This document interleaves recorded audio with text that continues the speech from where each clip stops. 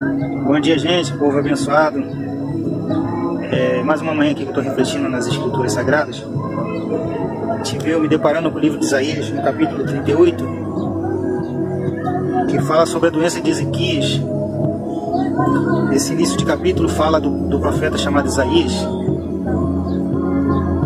que ele vai e leva um recado para o rei, né? Dizendo assim: põe a tua casa em ordem, porque você vai morrer.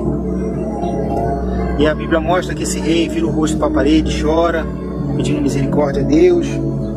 E ainda diz assim: lembra, Senhor, de como eu tenho sido fiel e com devoção sincera, e tenho feito o que tu aprovas. Ou seja, mediante aquela sentença, ele começou a lembrar ao Senhor, né? A colocar, lembrar não, né? Porque Deus está acima de todo entendimento, né? Mas colocar diante do Senhor as coisas que ele tem feito. Mas o que me chamou a atenção aqui foi o fato de quanto eu tenho subestimado o poder que esse Deus tem.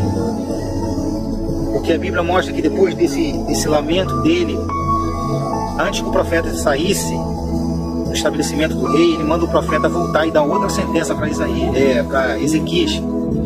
E nessa sentença que ele diz assim, ele diz: vai dizer a Ezequias, assim diz o Senhor, ouvi a sua oração e vi as suas lágrimas, acrescentarei 15 anos da sua vida. Por que eu falo que eu tenho subestimado o poder de Deus?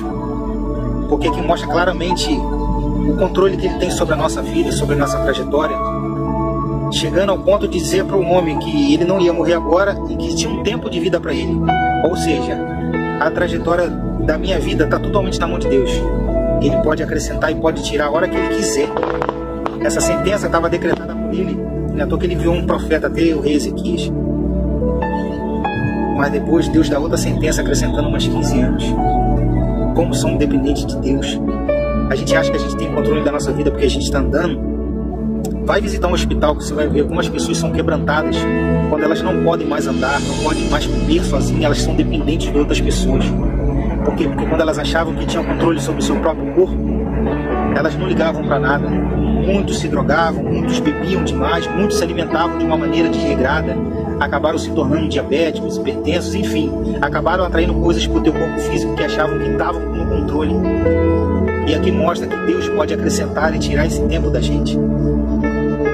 Que como isso ficou de meditação para mim, possa ficar de meditação para vocês também. É um exemplo simples que aconteceu nessa semana comigo. Um animal de estimação nosso morreu. E um animalzinho que era mais paparicado, era um cachorrinho, uma fêmea. E eram dois irmãozinhos, né? Dois animais filhotes, dois cachorrinhos. E os dois acabaram ficando doentes, acabaram comendo coisas que não devia. Só que o macho estava bem mais debilitado, eu pensei que ele que ia morrer. E em questão de 2 dias, a fêmea adoeceu e acabou falecendo, e o macho acabou se recuperando. E só tinham 4 meses de vida. Tanta trajetória pela frente. E assim acontece com os seres humanos. Às vezes situações falam, pô, tanta coisa para acontecer na vida desse animal e foi encurtado.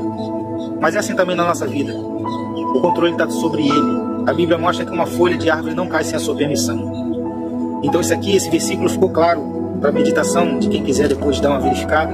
É Isaías capítulo 38, no versículo 1 ao versículo 6 ou 7, se você quiser ver a questão dos sinais que Deus deixou para ele. O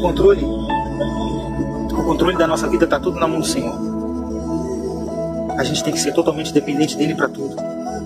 Então, se você acha que você tem controle da sua vida porque você anda, você fala, você ouve, você enxerga, esse texto mostra claramente que ele encurta e também ele prolonga.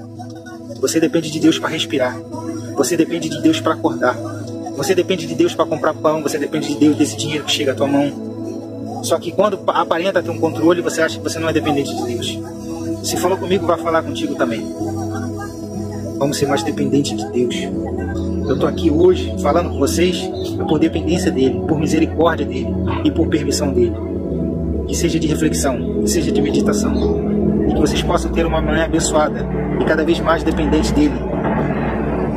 Em nome de Jesus. Até as respostas de oração de vocês dependem dele. As buscas que vocês procuram dependem dele. Louvem a ele, porque ele é o Deus dos deuses, é Senhor dos senhores, é o dono de tudo e o dono de todos. Reconhecendo ou não, todo o joelho se dobrará e toda língua confessará que só ele é o Senhor. Deus abençoe, gente. Jesus é lindo. Oh, glória. A presença dele se faz manifesta aqui. Deus abençoe. Amém.